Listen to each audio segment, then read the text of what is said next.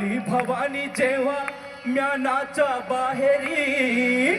आन रनात फिरली ना ती कधीच माघारी तक्त दौलती समोर